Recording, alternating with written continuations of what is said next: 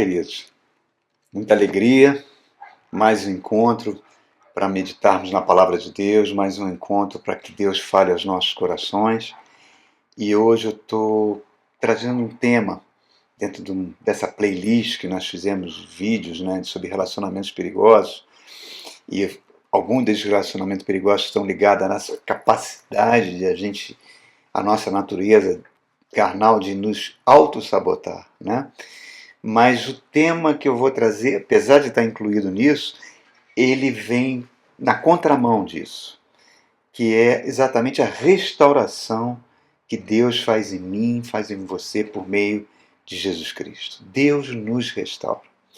É o título da nossa mensagem, dessa meditação que vamos fazer. Eu convido você a abrir no último capítulo do Evangelho de João, no capítulo 21, o momento que Jesus tem com 7 dos seus discípulos, pouco antes de subir aos céus, logo após a sua ressurreição. Vamos ler? Vamos ler. Depois disso, Jesus apareceu novamente aos seus discípulos à margem do mar de Tiberíades. E foi assim, estavam juntos Simão Pedro, Tomé, Natanael, os filhos de Zebedeu e mais 2 outros discípulos. Pedro disse: "Vou pescar." E eles disseram: "Nós vamos com você." Saíram, entraram no barco, mas naquela noite não pescaram nada. Ao amanhecer, Jesus estava na praia, mas os discípulos não o reconheceram. Então ele lhes perguntou: "Filhos, vocês têm algo para comer?" "Não", responderam eles. Então ele disse: "Lance a rede do lado direito do barco e vocês encontrarão." Assim o fizeram e não conseguiam recolher a rede, tão grande era a quantidade de peixes. O discípulo a quem Jesus amava disse a Pedro: "É o Senhor." Simão Pedro, ouvindo isso, vestiu a capa, pois havia tirado, e atirou-se ao mar. Os outros discípulos seguiram no barco, arrastando a rede cheia de peixes, pois não estavam mais do que 90 metros da praia.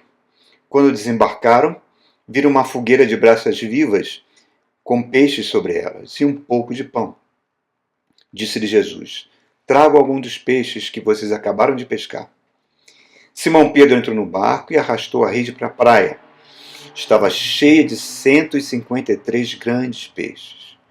Embora houvesse tantos peixes, a rede não se rompeu. Jesus lhe disse: "Venham comer." Nenhum dos discípulos tinha coragem de perguntar: "Quem és tu?", porque eles sabiam que era o Senhor. Jesus aproximou-se, tomou pão, deu a eles, fazendo o mesmo com o peixe. E esta foi a 3ª vez que Jesus apareceu aos seus discípulos depois de ter ressuscitado dos mortos. Depois de comerem, Jesus perguntou a Simão Pedro: "Simão, filho de João, você me ama realmente mais do que estes?" Disse ele: "Sim, Senhor, tu sabes que eu gosto muito de ti." Disse Jesus: "Cuide dos meus cordeiros." Novamente Jesus disse: "Simão, filho de João, você realmente me ama?" Ele respondeu: "Sim, Senhor, tu sabes que eu gosto muito de ti." Disse Jesus: "Pastoreie as minhas ovelhas." Pela 3ª vez, ele disse: "Simão, filho de João, você gosta de mim?" Pedro ficou magoado por Jesus ter perguntado pela 3ª vez: "Você gosta de mim?" E lhe disse: "Senhor, tu sabes todas as coisas, sabe que eu gosto muito de ti." Disse Jesus: "Cuide das minhas ovelhas. Digo a verdade, quando você era mais jovem, vestia-se, ia onde queria, mas quando for velho estenderá as mãos e outra pessoa o vestirá e o levará onde você não deseja ir." Disse isso para indicar o tipo de morte com o qual Pedro iria glorificar Deus. Então disse: "Siga-me." Esse texto é lindo demais, irmãos. É a Bíblia maravilhosa. Esse encontro de Jesus com seus discípulos, com seus apóstolos, 7 deles aqui, após a sua ressurreição, é um encontro de restauração. É um tratamento de restauração. Por que eles precisavam de restauração? Por que Pedro, em particular, precisava de restauração? Por que eu e você precisamos de restauração? Porque todos nós, irmãos, todos nós, de um modo ou do outro, seja no ventre da nossa mãe, seja na nossa infância, na nossa adolescência, na como pré-adultos, a gente sofre dor, a gente sofre sofrimento, a gente sofre rejeição, de uma forma ou de outra. E isso marca a nossa memória. Às vezes os acontecimentos bons e agradáveis da nossa vida a gente até esquece, mas esses acontecimentos que causam, que machucam a gente, às vezes a gente até no próprio útero da mãe, aquilo fica ali na nossa memória e desce lá para o nosso inconsciente, fica ali, ó, navegando, flutuando. E de vez em quando aquilo vem à tona e a nossa alma, o nosso psique, para evitar que aquelas dores voltem, começa a fazer mecanismos de defesa. Muitas vezes esses mecanismos de defesa não são verdadeiros, é uma defesa às vezes inconsciente da nossa natureza, mas esses mecanismos muitas vezes fazem nós sermos incoerentes, sermos vacilantes, mostramos nossas fraquezas, temos reações que são completamente inconstantes, não cumprimos às vezes promessas feitas, esses mecanismos às vezes fazem a gente ser esmagados por pecados que a gente acha que já estava liberto. Então, esses cenários de alma conturbada, né? Nossa alma sendo conturbada, isso produz angústia, irmãos. Produz insegurança. E vai produzir muitas vezes um sentimento que é devastador. Que é a culpa. A culpa, ela é terrível, irmão. Ela é terrível. Porque ela, além de afetar toda a saúde do nosso corpo, produz até câncer, ela tem o poder de afetar a nossa vida espiritual. Como estava afetando a vida espiritual de Pedro aqui. Faz a gente afrouxar, faz a gente orar cada vez menos, faz a gente perder a vontade de ler a Bíblia, de ouvir a palavra de Deus. Gera uma confusão no nosso psique, muitas vezes aumenta a nossa carnalidade, diminui a nossa busca de santidade, irmãos. A culpa é algo destruidor, sabota nossos planos e, inevitavelmente, vai causar sofrimentos em nós e nas pessoas que nos cercam, seja em ambiente de trabalho, seja na igreja, seja entre seus amigos, seja no seio da sua família. Então, por isso nós precisamos ser restaurados. A nossa memória precisa ser restaurada. A nossa alma, o nosso psique precisa ser restaurado. E essa conversa que Jesus está tendo com o apóstolo Pedro, ela é linda, porque Pedro estava exatamente mergulhado nisso, num quadro de desesperança. Ele negou 3 vezes Jesus. Cada negação foi feita de forma mais enfática e de forma mais brutal, se é que podemos falar dessa forma. E depois ele estava profundamente decepcionado consigo mesmo. E nós temos, isso tem que ser dito, nós temos muito em comum com o apóstolo Pedro. Basicamente por 3, podemos botar assim 3 grandes características. Primeiro, o nosso temperamento. Muitas vezes a memória, esses mecanismos de defesa da nossa natureza, para evitar que a gente sofra e faz a gente agir de forma equivocada, vai fazer que o nosso temperamento nos decepcione. Estamos aqui com Pedro, ele andou com Jesus. Ele, quando vê Jesus pregando na praia, Jesus pede emprestado o barquinho. Depois de pregar, Jesus manda ele sair com o barquinho ao meio-dia, onde não dava peixe, e acontece uma pesca tão incrível, igualzinha a essa pesca que nós acabamos de ler agora. Ele cai aos pés de Jesus e fala: afaste-se de mim, que eu sou um homem pecador. Ele viu que estava diante de um ser sobrenatural ali. Ele, querido, andou sobre as águas junto com Jesus. Pedro recebeu a revelação vinda do próprio Deus, que aquele homem diante dele, Jesus Cristo, aquele jovem adulto de 30 anos, 32 anos, era o próprio Deus, o próprio Jeová, que abriu as águas do Mar Vermelho, estava ali na frente dele. Foi ele que recebeu essa revelação. O Filho do Deus Altíssimo. Pedro subiu o monte da transfiguração e viu toda a glória de Jesus. Pedro participou de todos os milagres que Jesus fez, irmãos.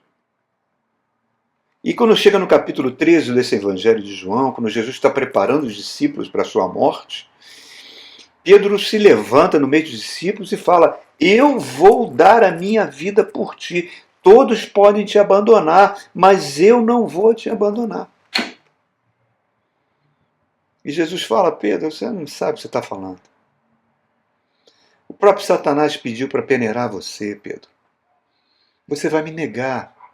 Antes que o galo cante 2 vezes, você vai me negar 3 vezes. Ele, não vou fazer isso, não vou fazer isso, não vai fazer isso.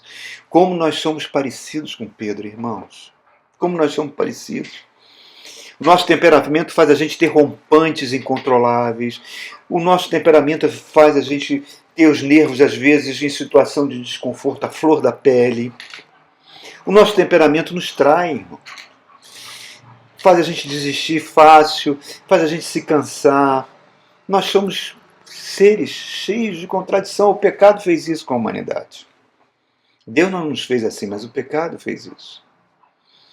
A segunda coisa, por que nós precisamos de restauração, é mais profunda ainda.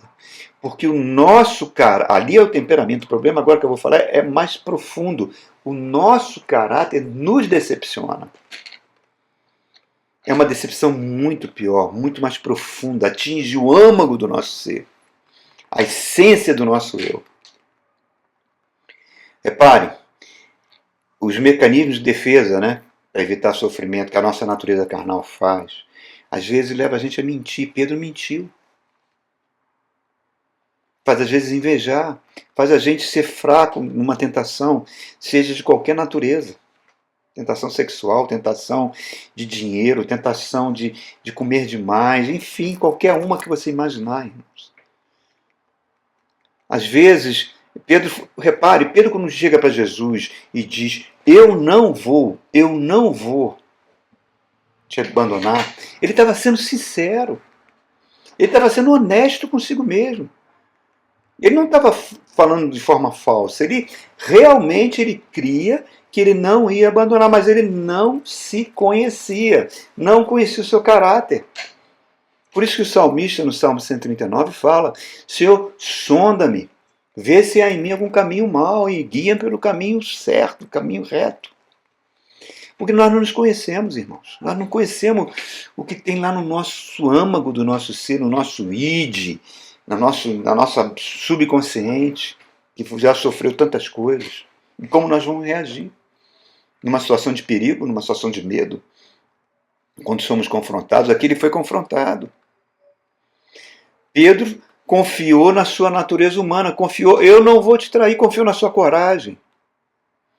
E isso é o grande problema, irmãos. Essa autoconfiança que eu e você temos. Podemos confiar nos nossos talentos, alguns confiam na sua conta bancária, outros confiam na sua beleza, na sua saúde, outros confiam na sua inteligência, enfim. Essa autoconfiança nos leva a ser independente de Deus. É aqui que a Bíblia chama de soberba. E a soberba sempre leva à queda. A Bíblia fala, aquele que está em pé, cuidado para que não caia.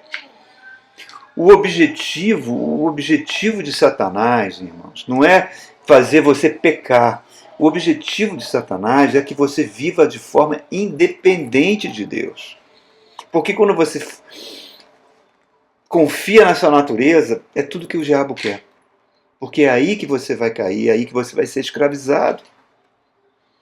Então, reparem, irmãos, é tão forte isso. O Atmani, o grande pregador chinês, ele conta uma história muito interessante no seu livro Vida Cristã Normal, que quando na Segunda Guerra Mundial, o exército japonês aniquilou o exército chinês. Os tanques de guerra dos japoneses eram super eficientes e destruíram toda a infantaria chinesa. E só sobraram alguns franco-atiradores. O que podia fazer um franco-atirador com rifle contra um canhão de guerra, contra um tanque de guerra, né? Então, eles adotaram a seguinte tática. Eles se escondiam em pedra, em montanha, nas árvores. Quando passava um tanque japonês, eles davam um tiro bem próximo ali da escotilha. Deixava passar um tempo e dava um segundo tiro com um fuzil. Deixava passar um tempo, dava o terceiro tiro e fazia um silêncio. Ficava quietos. Meia hora depois, o soldado abria aquela escotilha, botava a cabeça para fora, aí o franco-atirador dava um tiro dele e matava ele. E eles iam lá e tomavam o tanque. O Otmani usa essa história, esses fatos da guerra, para mostrar o que acontece com o cristão. Imagina, esse tanque de guerra é como se fosse a proteção do Espírito Santo, a proteção de Deus na nossa vida. E o diabo fica lançando setas, né? Setas malignas na nossa mente, tentações. Enquanto você estiver debaixo da proteção do Senhor, tiver dependente de Deus, não confiar na sua natureza, você está protegido. Mas na hora que você botar a cabecinha para fora e achar que você pode resolver essas tentações, essas armadilhas que o diabo coloca pela sua própria natureza, você caiu. Você sai da proteção do Espírito Santo de Deus. Então, o nosso caráter tem esse poder. A terceira coisa, porque nós precisamos de restauração, temperamento pode nos trair, nosso caráter pode nos trair, mas a terceira é fruto dos dois. É o que ela produz, é a culpa, irmãos. A culpa, ela traz enfermidades psicossomáticas, psicológicas, físicas terríveis. A culpa traz câncer. Pedro negou Jesus. Isso gerou um conflito terrível na sua alma. Por isso que assim que Jesus encontra Maria Madalena, fala: avise a Pedro que eu vou lá me encontrar com ele. Para mostrar, Jesus estava preocupado com o fato de Pedro ter negado ele e isso levar ele a uma culpa terrível. Porque vamos recordar o que os evangelhos falam. Jesus está sendo interrogado e torturado na casa do sumo sacerdote Caifás, e Pedro está dentro da casa, mas no pátio externo, aquecendo a mão no braseiro. 2 vezes perguntaram para ele se ele era discípulo de Jesus, por causa do sotaque, etc. Ele negou. Não conheço esse homem, não conheço. Aí o galo cantou a primeira vez.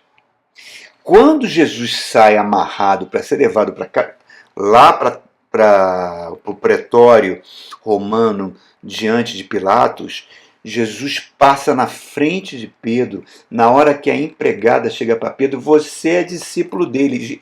E Pedro começa a blasfemar e a maldizer Jesus. Olha só, irmão. Nesse momento, Jesus lança um olhar sobre Pedro. Pedro cruza o olhar com Jesus e o galo canta pela segunda vez. A Bíblia diz que Pedro caiu em si e saiu dali chorando amargamente. Aquele olhar foi uma faca na alma de Pedro. Naquele momento, irmãos, ele poderia ter feito o que Judas fez, ter cometido suicídio. Porque ele estava negando a sua vida, estava negando a sua história, estava negando a Deus, o próprio Filho de Deus. Viu que todas as suas promessas mostrou para ele que era uma pessoa arrogante, fracassada. Que a sua natureza ia o trair. Então, e aí, você vai entender esse capítulo 21 para isso. É Jesus indo ao encontro de Pedro, não desistindo de Pedro, e, assim como Deus não desiste de mim nem de você. E é tão detalhista, irmãos. Porque, reparem, Pedro volta para Galiléia, Pedro está caladão. Depois das aparições de Jesus, você não vê mais manifestação de Pedro. Está sempre num canto. E ele chega para o pessoal: olha, vou pescar. Ele volta para a pesca, ele já tinha largado, porque Jesus tinha transformado ele num pescador de homens. Foi numa pescaria onde tudo começou. E vai ser numa pescaria que ele vai ser restaurado. Passa a noite e não consegue pescar nada, igualzinho que aconteceu 3 anos atrás. Está cansado. Nisso ele vê uma pessoa lá na praia gritando: amigos, tem aí algum peixinho para a gente comer? Tem algo aí? Eles: não, lance então a rede à direita que vocês vão encontrar. Eles obedecem, lançam a rede em 153 grandes peixes que poderiam botar aquele barco a pique. Não rasgam nem a rede. João, quando vê isso, fala: isso já aconteceu antes. Ele olha para a praia, olha para aquele milagre e fala: é o Senhor. Pedro ouve isso, confirma, se lança no mar, bota a capa, né? Reparem, aquela altivez daquele ex-líder não existe mais, aquele orgulho daquele ex-líder não existe mais. Ele sentia-se um zero à esquerda, irmão. E o lindo nisso é que Deus conhece as nossas fraquezas. Deus conhece a nossa humanidade. Jesus Cristo nunca vai ser pego de surpresa pelos nossos atos, pelo nosso temperamento e pelo nosso caráter. Ele sabe aonde a gente vai cair, irmãos. Então, e Satanás, mesmo com todo o seu poder, não tem o poder de nos destruir, mesmo que eu apresente temperamento falho, mesmo que eu apresente fraqueza de caráter, mesmo que até a culpa venha no meu ser. Se eu dobrar os joelhos, se eu clamar a Deus, pedir ajuda ao Senhor, eu vou receber socorro celestial. É promessa, é fato isso. Porque o poder de Deus se aperfeiçoa na minha fraqueza. Jesus falou: eu sou a videira verdadeira e vocês os ramos, permaneçam em mim. Sem mim, nada podereis fazer. E eu me lembrei de um testemunho que eu vi, de um homem de Deus, né, que tinha um vício terrível do cigarro. Fumava, não conseguia parar de fumar, a roupa ficava impregnada, ele ia para a igreja, todo mundo ficava sentindo aquele cheiro de cigarro horrível. Ele tinha vergonha porque ele não tentou largar tantas vezes o vício, não conseguiu. Um dia ele chegou para a esposa e falou: olha, eu vou te deixar você aqui, você vai ao culto? Não vou não vou entrar não, eu vou para casa. Chegou em casa, ele abriu a porta, fechou a porta, ficou de joelhos e começou a falar com Jesus. Falou: Senhor, eu adoro fumar. Ah, como é bom fumar.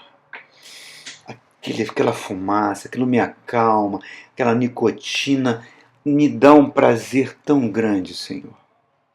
Mas eu sei que isso está me matando. Eu sei que isso está destruindo meu corpo. Eu sei que isso faz eu gastar dinheiro onde eu não devia. Mas o pior de tudo, eu sei que isso entristece o seu coração. Porque a Bíblia diz que eu sou templo do Espírito Santo e eu não estou conseguindo, Senhor. Eu gosto de fumar. Mas eu não quero entristecer seu coração. Então, eu clamo a Ti. Me ajuda. Me socorre. Porque eu sozinho não vou conseguir largar esse vício, Senhor. Vem em meu socorro. Passou-se um tempo. Algum tempo depois, a moça que trabalhava na casa dele, uma empregada, aquele doméstica que ele tinha, procurou ele e falou assim: Senhor, o senhor já viu lá o quarto, a despensa? Está cheia de maço de cigarro. Antigamente, aqueles pacotes de cigarro não durava nem 3 dias, agora está lotado. O que eu faço com aquele meio? Ele tinha parado de fumar e nem tinha notado. Mostrando o poder de Deus atuando na vida dele, irmãos. Isso serve para tudo. Porque a memória, ela tem esse poder de nos sabotar. Por isso que Jeremias fala: eu quero trazer à memória aquilo que me dá esperança.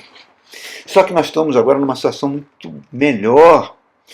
Porque, repare, antigamente, antes de Jesus, era o meu corpo clamando e a minha natureza, a minha alma, atendendo às necessidades. A nossa natureza carnal, desligada de Deus. Mas que ama a natureza carnal, ama as coisas desse mundo. Tudo do mundo ela ama. Mas não quer saber de Deus. Mas agora o nosso espírito foi recriado. Né? O Espírito Santo agora se conecta com ele.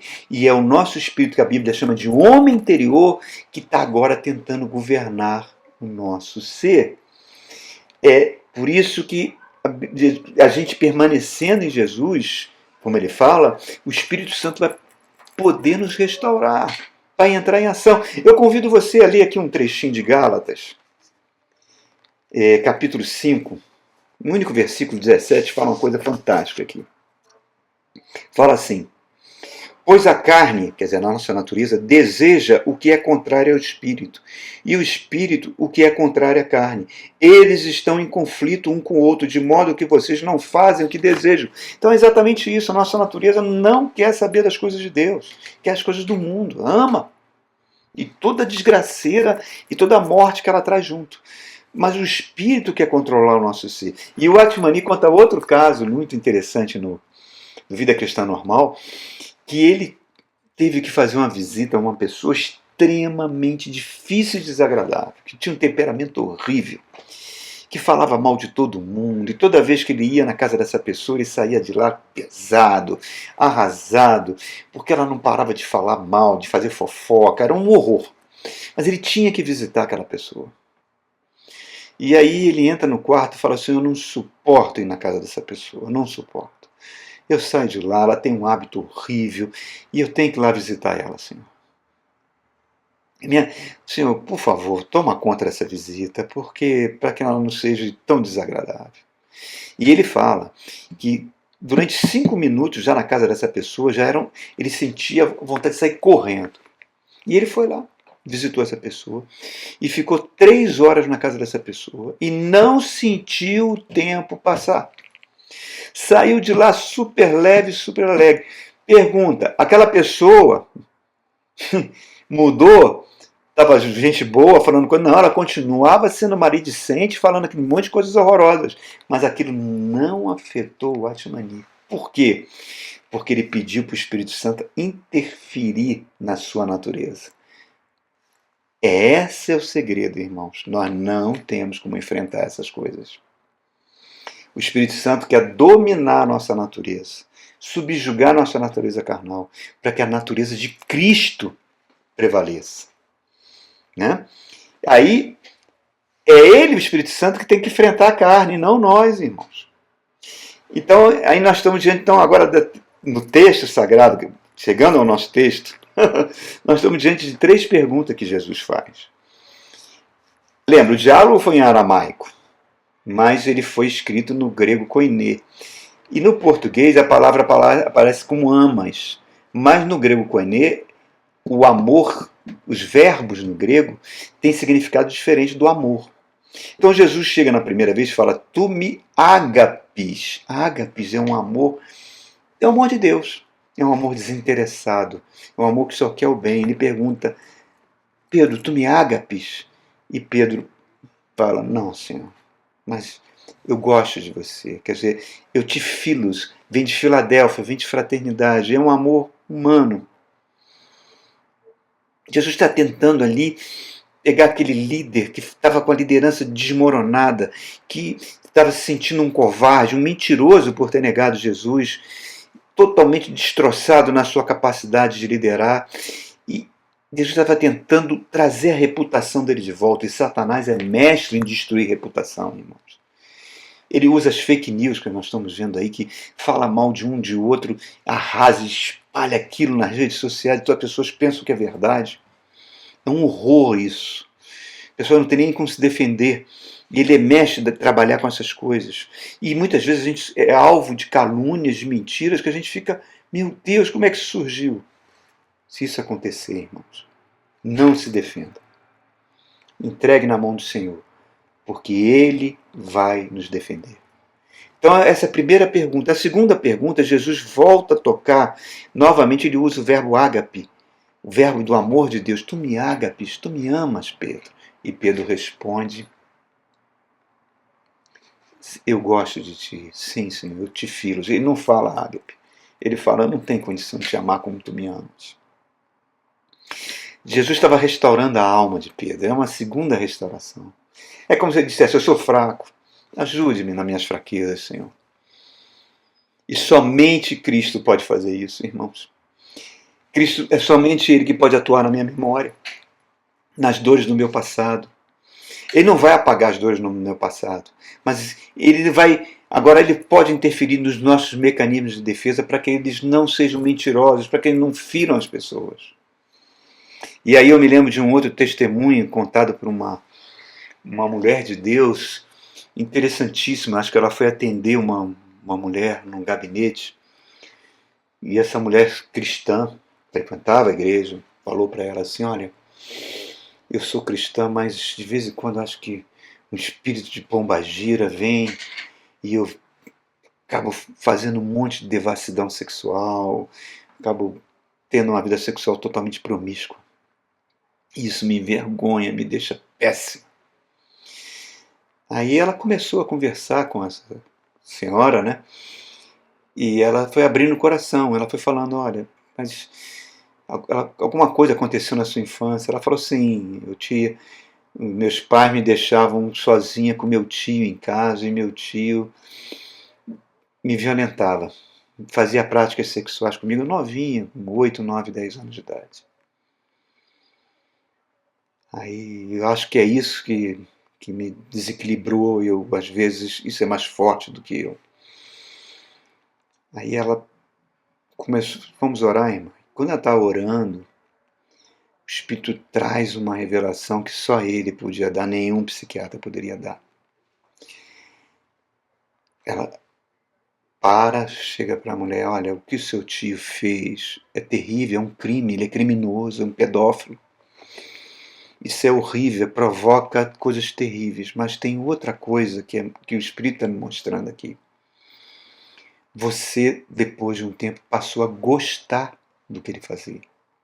Você ficava torcendo para os seus pais saírem para ir encontrar com seu tio. Diz que a mulher ficou furiosa, começou nervosa, e a mulher falou: mas o Espírito Santo quer tratar isso. Aí nisso ela cai num choro profundo, chora e abre o coração e confessa. E confessa: realmente é verdade. Jesus diz: conhecereis a verdade, e a verdade nos libertará. É a verdade que nos liberta. Então, irmãos, coisas que acontecem na nossa alma, restaurações que o Espírito quer fazer. E a última pergunta, aí Jesus faz uma coisa fantástica. Jesus não usa mais o verbo ágape, ele usa o verbo philos. Pedro, tu gostas de mim? E ele fica aborrecido, né? Porque sabia, porque 3 vezes aquela pergunta, que ele tinha negado 3 vezes. Cada negação estava sendo tratada ali. Jesus estava atuando agora no espírito de Pedro. Fala,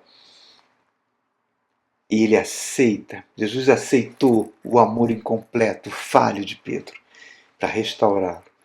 E fala: pastoreia minhas ovelhas. Ele fala: sabe que eu gosto de ti, Senhor. E pastoreia minhas ovelhas, segue-me. Fala até sobre a morte de Pedro. E aí me vem aquela palavra que Jesus fala, quando ele fala da videira verdadeira, ele fala que o Pai nos poda para que a gente produza mais fruto, não é? E muitas vezes essas podas são humilhações que a gente passa. Muitas vezes são fracassos, esperanças que não se cumprem, mas aquilo que a Bíblia fala em Romanos capítulo 8, todas as coisas cooperam para o bem daqueles que amam a Deus. Deus vai usar, não é que Deus mande isso para nós, Deus não manda o mal para nós, mas Deus permite que, às vezes, que o mal aconteça, porque muitas vezes ele vai neutralizar a nossa natureza, o nosso ego, e vai nos levar a um ponto de dependência total dele. Isso só acontece quando a nossa natureza é neutralizada. Isso só acontece porque a cruz de Cristo nos absorveu das nossas culpas. E aí Jesus fala: Pedro, vem, segue-me. Jesus fala para mim e para você: segue-me. Vamos a um novo encontro, um novo recomeço. Reparem, Jesus estava falando isso no braseiro. Naquele braseiro ali, assando os peixes que Pedro pescou. No mesmo braseiro foi que Pedro negou Jesus. Olha como Deus é detalhista. E ali ele foi restaurado. Deus tinha um plano para Pedro. Pedro confiou no seu caráter, na sua carne, e permitiu que o Satanás o peneirasse, como Jesus tinha alertado ele. Mas Jesus vem e restaura ele no nível 3 vezes. Na sua memória, restaura ele na sua alma e no seu espírito. Se não fosse, como ele poderia pastorear? E aí, quando o Espírito Santo vem sobre Pedro, numa única pregação, 3.000 pessoas entregam a vida a Jesus. Na segunda pregação, 5.000 vidas entregam a Jesus. E Pedro vai sendo usado tremendamente por Deus, restaurando até mortos, irmãos, ressuscitando mortos. Deus tem um plano para mim e para você. Deus cuida de mim e de você, irmãos. E Deus controla tudo o que acontece conosco. O nosso futuro ainda está intacto. Nós temos que pedir ajuda a Deus, para que Deus reconstrua agora o nosso presente, para que esse futuro seja brilhante nas mãos de Deus. Para que essa fraqueza do nosso caráter vire uma força. O mesmo processo que aconteceu com Pedro, que venha acontecer conosco. Aquilo que Paulo fala, mesmo que o homem exterior caminhe para a morte, né? A gente está envelhecendo, o nosso homem interior se renova a cada dia. Lindo demais, fantástico. Deus nos restaura. E é isso que o Senhor quer fazer comigo e com você. Ó, inverti até a mão, hein? Deus te abençoe ricamente, queridos. Que essa palavra produza restauração em você. Amém? Deus é bom.